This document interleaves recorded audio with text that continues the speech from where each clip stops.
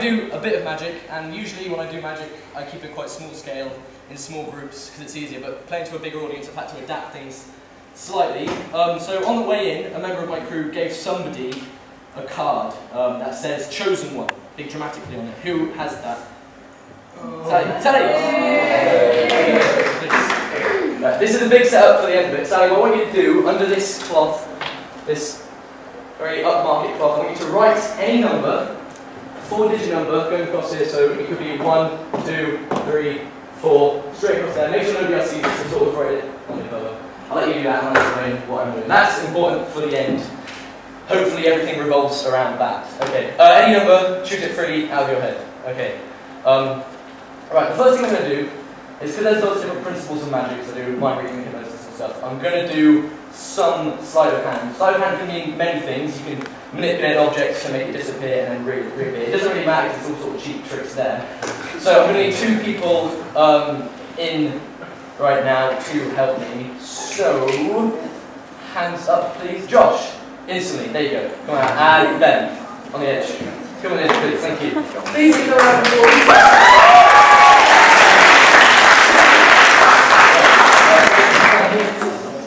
And then, here please, right, I'm going to use these sponge balls, some of you might have seen before. I can usually do weird things for these, we might need 2, because there's 2 of them. Right? So, hold your hand like this, slightly close, I want you to just hold that ball there by itself. You hold your hand out. Okay, great. So, give your ball a squeeze. Good. Give your ball a squeeze.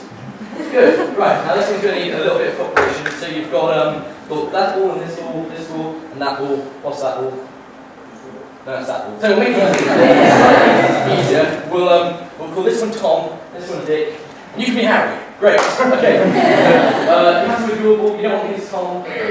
You're happy with your ball? You don't want his anyway.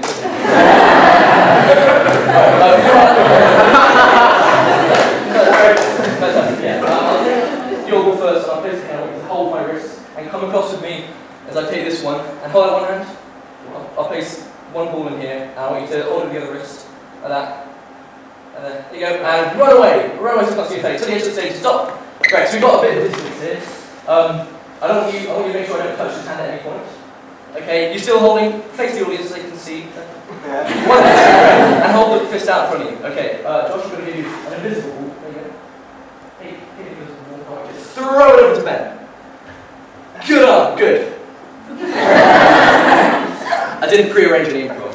Okay, I want you to twist your wrist, cover it with the other hand, open your bottom hand, and reveal the ball of the ball has jumped to that hand. Could you hold that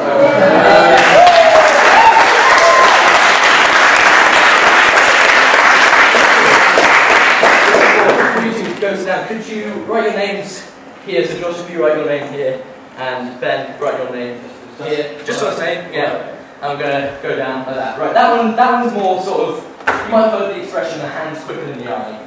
And that one's slightly easier because I'm the magician, so I can sort of manipulate things. You guys can go and sit down now, and put pen back. So I'm going to do it just with the entire audience. Some of you might get it, those more observant of you, the others just sort of try and enjoy it. So if everyone puts their arms like this. Very good. Good. Some of you might have seen this start with palms out. And put your right arm in the air, so follow that way. Good. Cross them over. And link your fingers together tightly, alright? Now you also make sure your right thumb's on top of your left thumb, that's it, there you go. And then put your 2 index fingers out like this. You're still with me, it's not too confusing. Tap them together twice, 1, 2. 2 little fingers out. Tap them together, 1, 2. Right, now I've had a whole audience of people watching me, and you've all done the exact same thing, you've mirrored me, so if I haven't deceived your minds, all of you should be able to do this.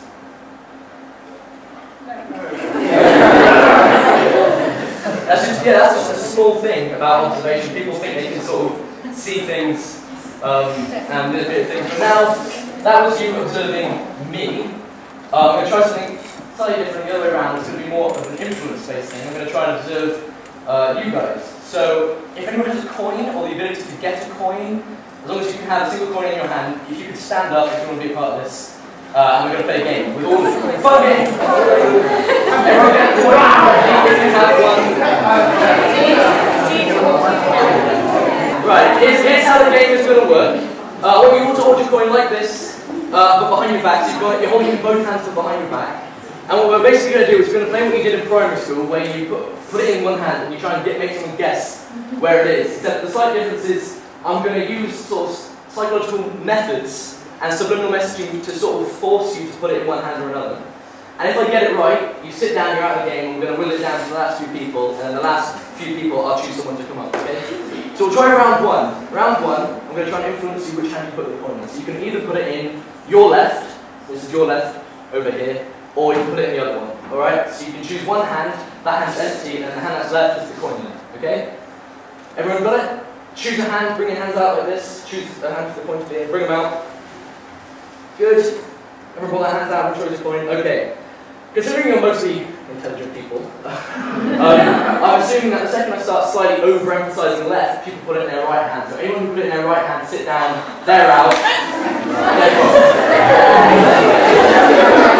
So you got alright, next round, everyone put their coins back behind the back, we're going to go again. Choose a hand, bring them back out, and we're going to do round two. So everyone who's still in, well done. Choose a hand, bring your hands out. Everyone chose a hand?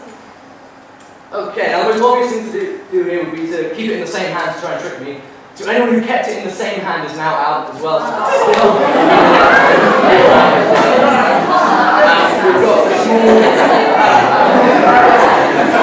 We've got a small majority left.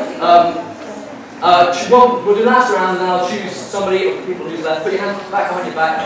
Choose any hand and bring it back out in front of you. And we'll do a final round. In a moment, I'm going to clap my hands. When I clap my hands, I just want you guys to cross your hands over. Don't do it yet, but when I clap my hands. But bear in mind that the longer it takes you, the easier it will be for me to know. Okay, so, and cross your hands. Okay, what most people tend to do at this point is they tend to put the guilty hand under their top hand to try and cover it somehow. So anyone who is in their underhand, they're out, sit down. I just want the last few people standing left. Okay. You guys. The people that are left are the few people who have managed to sort of put out the suggestion. So you guys will be the ones that are most challenging to do this to. So, anyone of the people left want to volunteer to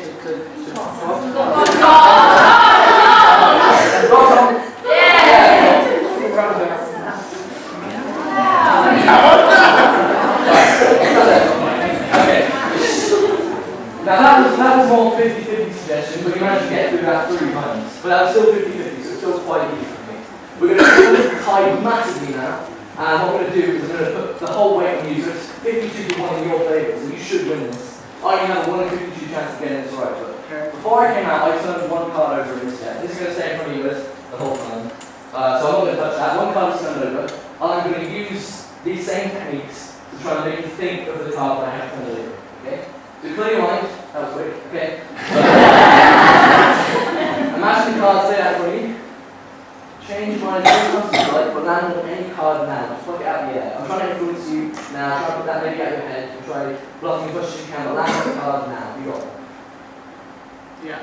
Okay, imagine that card turning over in the deck. It's the only one that's the wrong way around in the entire deck. Done? And that was a free choice. And you had any 52 cards to choose from. This went for you the whole time.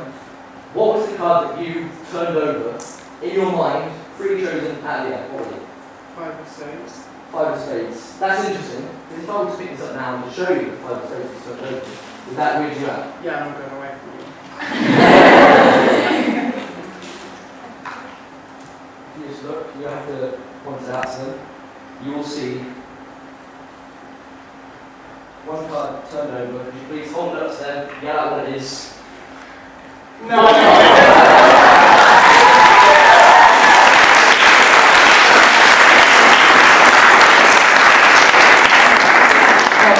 That one's more about people and the way they think. So we're going to try a more physical one now. I need 4 people. I'm just going to zoom in on the bottom line just so you can get it done quicker. And I'm going to ask them to say stop on any card. I want them to pick a card and come stand in a line. So I'll go you first, say stop on anyone. Stop there. Take your cards, please. Go stand there. And we're going to go along the line. So we'll go you. Stop on anyone. Stop there. Good choice. Take your card. Go stand next to sort of here. Fantastic. You say stop whenever you want. There, good choice. take the card, go stand over there. This is all free choice, I'm not forcing them on any card. And finally, so it's not going to be more. There, free choice. Fantastic. Go stand over there, we've got 4 people up. This one's slightly different. Instead of influencing people to choose a card in their head, people, when they lie, try and give away slight tells in their face, and what they're going to do is they're going to try and conceal their card from me. And I'm going to try and guess just from their reactions, and you're going to see the demonstration of it now. They're going to give away some slight tells as to what their card is. So I'm going to start here with you. Could you please just hold out your card and look at it? You see he's holding it slightly lower down, but it's not too high, so he's not associating it with a high card, so it's not like a jack or queen or queen.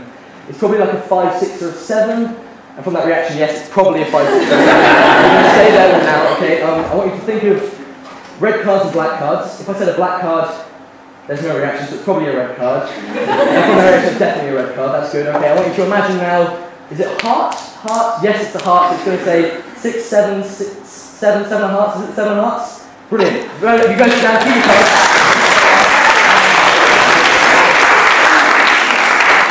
This time, we'll make it a little bit harder. I'm going to ask you to not look at your card, keep it to your chest, and I want you to try and hide as much as you can. But instantly I see you've definitely gone for a lower grip, so it's probably a lower card. And yeah, it's like tells me it probably is a lower card, so I'm going to go with like a 2, 3 or a 4. Oh, yeah, it's definitely a 4. Okay, so we're going to sit with a 4. You're really not giving anything away. If I do a black or a red card, last one was red, this one it would make sense to go, yes it is a red card. Could you just take a step back, please? Yeah, and take a step forward, think of dime, no, 4. 4 spades? Is that 4 spades? Yeah, 4 spades.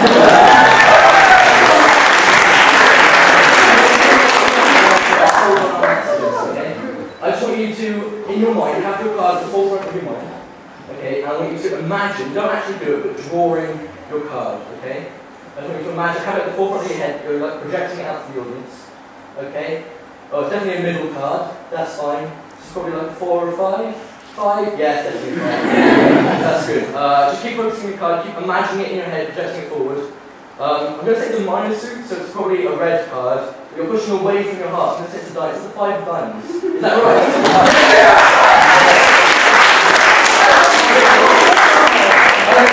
Yes, please, straight away. Okay, and finally, you. Okay, what I want you to do is I want you to take 1 step forward. That's good. And do you want to take another step forward, or are you happy where you are? Okay, that's good. That means you're not going to add another one deliberately to stay away from the cards. It's probably a 2. Yes, it is. That's fine. Okay, and I'm going to go and it's probably like the last one we haven't had yet with probabilities. It's probably a club. Definitely a club. 2 clubs. Right, good. 3.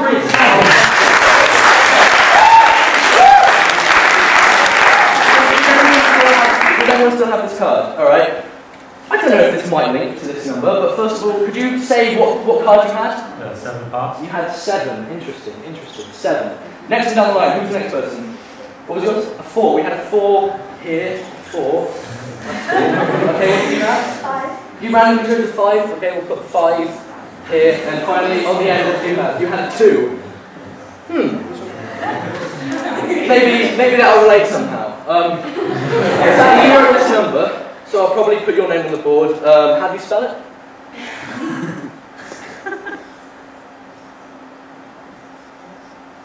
Sourly. Okay. And finally, for the last bit of sort of influencing, I'm being filmed today, and so are you guys, so you can smile away. You got Taylor filming over here, and you're your replacement Alex for now. But that's fine. By way of, I'm going to try and influence the entire audience again. By way of hands up, I want you guys to choose just one of these people, either Taya or Alex. Over here. So hands up for Taya, everyone. Put your hands up. Good majority of hands up for Alex over here. Okay, I'd say Taya won that. So that's the final name on our board. And these people have all sort of just been randomly selected up. So I'm going to finish with a bit of stunner, to be honest. A bit of stunner. I'll explain what's happened at the beginning. One of the crew randomly gave someone a card. That was Sally. She came up, wrote a random number on the board, and then had people select cards randomly for a trick, which I did very well, thank you very much. And they came up with these numbers. Just interestingly, Sally, when's your birthday? April. April, so January, February, March, April. That's a 4 there. That's interesting. Taya, when's your birthday? July. July. So that's January, February, March, April, May, June, July. That's weird as well. Who else? We've got Taya. Ben, when's your birthday? February. That's the second month. Okay. And finally, Josh, when's your birthday? May. Oh, and so people randomly chose them for their birthdays, randomly chose a card, and at the very beginning, when I asked Sally to randomly come up and choose a number, I wonder what she put.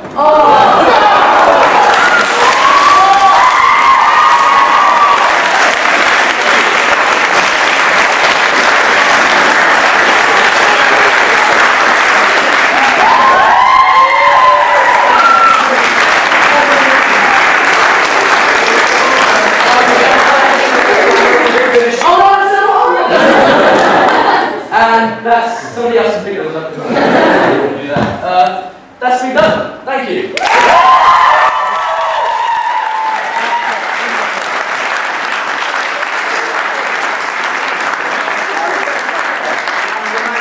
Giving all that free services here today, alright? So that's children in need. Thanks very much.